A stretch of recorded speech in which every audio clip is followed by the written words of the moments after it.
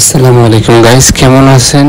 আজকে আমাদের যাত্রাটা হচ্ছে চৌকওয়াকি মেট্রো স্টেশন হয়ে DECC metro station to city centre mall in দোহা।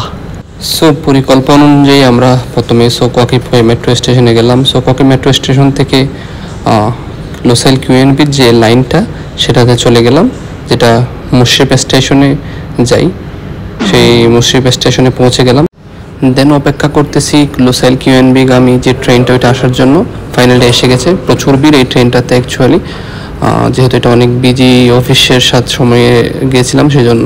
পরে মুশরিফ স্টেশন থেকে একটু একটু করে ডিএসিসি স্টেশনে পৌঁছলাম, এক্সিট হয়ে শহরের মূল কেন্দ্রে আসলাম।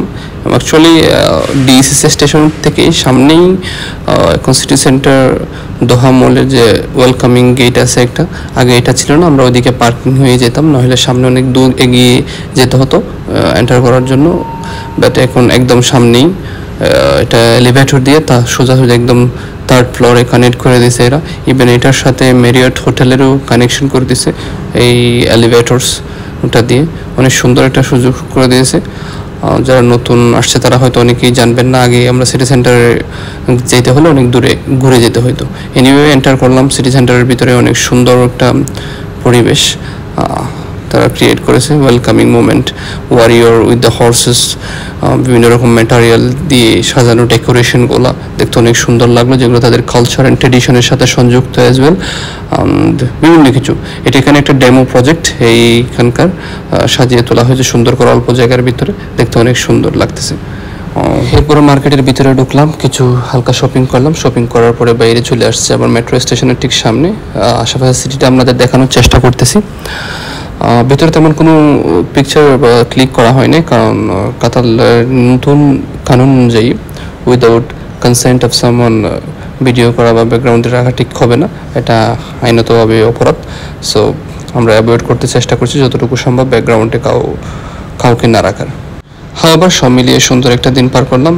পেছনে দেখতে পাচ্ছেন অনেকগুলো মোটেলস অ্যান্ড কিছু শপিং করলাম, আপনাদের সাথে দেখাচ্ছি। অ্যাকচুয়ালি বড় বড় বিল্ডিংগুলো যেগুলো মোটামুটি ওয়েস্ট বেতে দেখা যায়, সেই সবগুলো শহরের ভিউগুলো এখান থেকেই সব দিকে দেখা যায়। আমি অ্যাকচুয়ালি কেন্দ্রে আছি।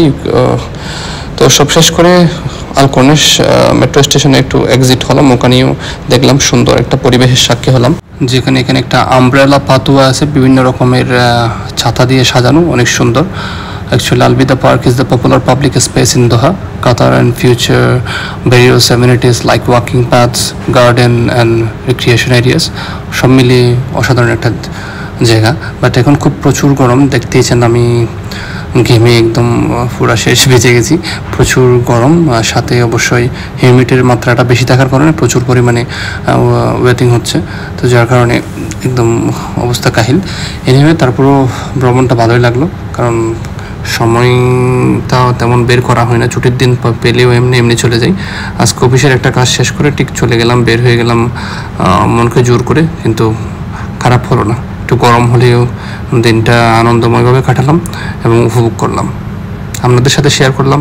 কেমন লাগলো ভিডিওটা লাইক কমেন্ট করবেন এবং সাবস্ক্রাইব করে পাশে থাকবেন। আসসালামু আলাইকুম।